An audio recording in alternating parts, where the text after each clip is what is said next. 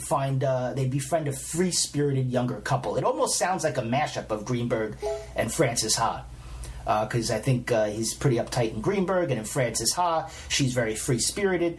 So it seems like he's merging sort of some sensibilities from those two movies. Amanda Seyfried is also in it. Naomi Watts. I pronounce everybody's name wrong. I apologize. Charles Grodin, interesting. Adam Driver.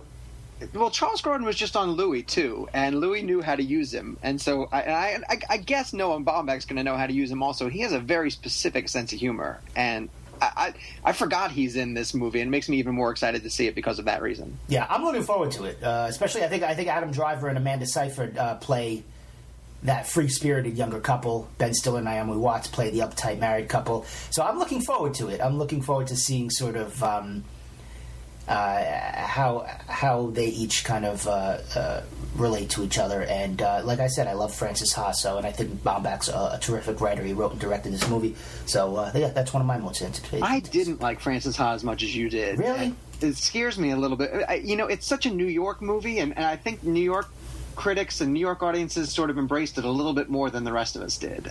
But I'm not giving up on Baumbach for sure. I loved a lot of his earlier films. You're just anti-New York. I am. You're so anti-New York. And you're an ex-New Yorker, too. This kid that you're listening to, yes, he lives in North Carolina now, but he is an ex-New Yorker. But no, there are a lot of great New York sensibilities of that film. But a lot of it is in Brooklyn and sort of in that Brooklyn hipster scene, which I am not a part of. But I really loved Last, and that's what she does, and that's why I love the movie. All right. I'm taking a film called... Because we can't have enough Adam Sandler in this preview, I'm taking a film called The Cobbler. And The Cobbler! This is kind of... That's how I like to talk about it. Kind of has been a running joke between me and a few friends leading up to this movie because we just can't... we can't marry the fact that Adam Sandler is in a Tom McCarthy film.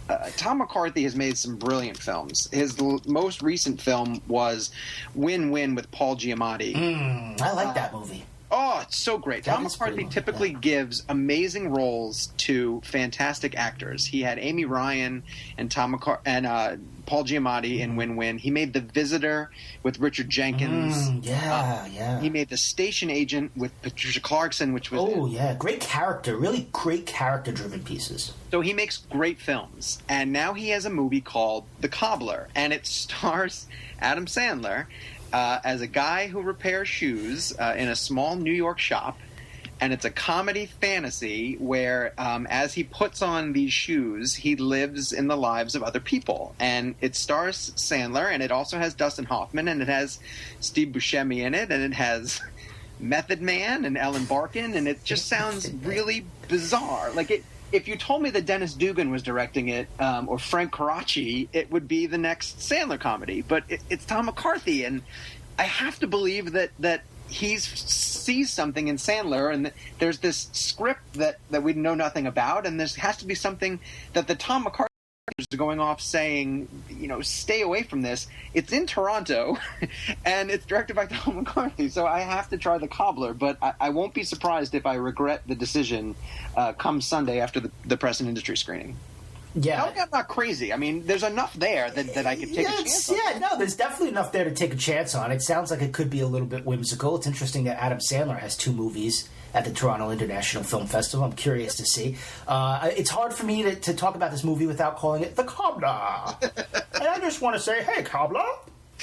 That's like a Sandler voice too. Yeah, no, it sounds, it just sounds a little whimsical. I'm interested to see it, but yeah, Tom McCarthy makes really terrific character-driven pieces.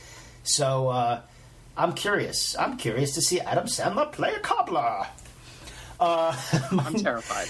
I hope it's good. I'm putting it in my 5 to see. So my next movie that I'm taking a chance on is called Big Game. Okay. Big Game is an interesting sort of setup. It stars Samuel L. Jackson as the President of the United States. So right there, I shouldn't even have to tell you about the movie. All I should have to tell you is that Samuel L. Jackson plays the President of the United States. You'd be like, I'm there. Right. I'm sold. I want to see what that president looks like.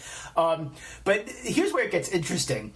It's Air Force One is shot down in the middle of the woods, and this young teenager is camping in the woods when it's shot down, and this teenager has to team up with the president of the United States in the middle of the woods and has to lead and help him and lead him out there.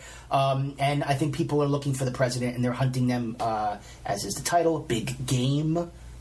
And it's a midnight one. It's a midnight one, right? I think so. The director of this also did Rare Exports. If you've ever seen that, if you're familiar with some genre films, it's that crazy. Really, I want to see Samuel L. Jackson as the president. I want to see Samuel L. Jackson as a pissed off president who's on the run from people trying to kill him in the woods with some teenager who's just camping. Like, it just sounds like a cool setup. Ray Stevenson is in it, who's always sort of a badass. Felicity Huffman, Jim Broadbent, random. I like that. Yeah. So that's awesome. It sounds really interesting. It sounds like a kind of a cool genre movie that you watch and enjoy. So this one does not have a release date yet. It's coming out in 2015 in different parts of the world. So I imagine maybe like Germany, February 5th, 2015. Maybe we'll see it around that time as well in the States. All right. I got time for one more? You have time for one more. I can fit in one more. I'm going with a movie that's now called Top 5. That was a while ago called Finally Famous. And it's written and directed by Chris Rock. Mm-hmm. And for that reason alone, I'm on board.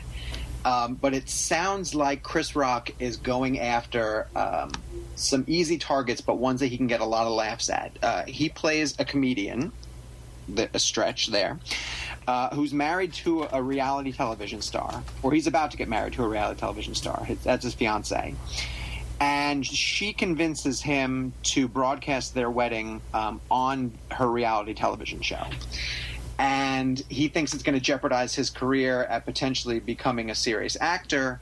So it's Chris Rock sort of going after the entertainment industry. But he's surrounded himself with an amazing cast. Rosario Dawson, Kevin Hart, Gabriel Union's in it, Tom Papa, a lot of really good comedians. I think that there's cameos by Jerry Seinfeld, Louis C.K. Like, it sounds like Rock shot in and around Manhattan, just kept pulling in a lot of his funny friends, and he's only made 3 films before. One of them was this hilarious movie called Head of State, and I always thought that Chris Rock had more potential to cross over into film. Now, obviously, he's extremely busy with his own stand-up career, but the fact that this movie is going to play the elevating to see what is now called Top 5. Yeah, I'm interested to see it too. I've never been crazy about Chris Rock as an actor. I've always felt like he was just one note. Sure. And but I like his material. I think his writing is good. I'm curious to see him. Curious to see what he puts out here. I feel like we haven't really seen anything from Chris Rock in a little bit. Yeah, agreed. And I think if he brings a lot of his friends around, and I'm always a fan of comedic circles, comedic friendships, because I feel like they produce some of the best material because these guys are all friends. They all know each other's sensibilities and they work off each other well. So I think some of the best stuff, especially in the comedy world, comes from movies where a lot of people already know each other. I hope that movie's hysterical. I hope so too. Hey, for Chris Rock, I hope so too. I'm a fan of his comedy. I have not been a fan of his acting, but I am a fan of his comedy, and I'm curious to so far. And he's stolen both of them, and that is Adam Driver.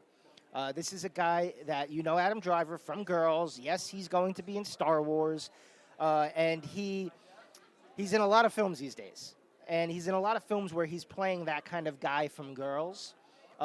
But I'm still not tired of that guy. But he is toning it down, and he's playing with that personality in different ways. I've seen him in Noah Baumbach's While We're Young, which is a really, really funny movie starring Ben Stiller and Naomi Watts as this sort of couple approaching their mid-40s who aren't having kids, and they're sort of coming to terms with the fact that they don't want to have kids while all of their best friends are having families, and they don't know what to really do with themselves. And then they happen upon this really free-spirited, youngy, hippy-dippy couple played by Adam Driver and Amanda Seyfried. They're like hipsters from Brooklyn, and the two couples sort of get along in a way where the younger couple exposes the older couple to what it feels like to be young again, and the older couple exposes the younger couple to sort of the knowledge of their adult life experience. And then some hidden truths are revealed and things start to unravel. But it's really funny, and Adam Driver is just terrific in it as this guy who is obsessed with nostalgia for things that he was never even around to experience. And there is this really terrific scene where he's standing with Ben Stiller, and Adam Driver shows Ben Stiller his giant record collection because, of course, he listens to records on a record player. And Ben Stiller says, "Oh, I have all of these same records, except they're on CDs." And it just got such a great laugh, and it just goes to show you the difference between a generation that actually grew up with these things and are okay with the transition to CDs because it's about the music, whereas a younger generation who maybe did not grow up with records, where it's not so much about the music, but it's about the records and having the records. And there's a lot of that in this movie. Just so much fun stuff. And also, this is where I leave you.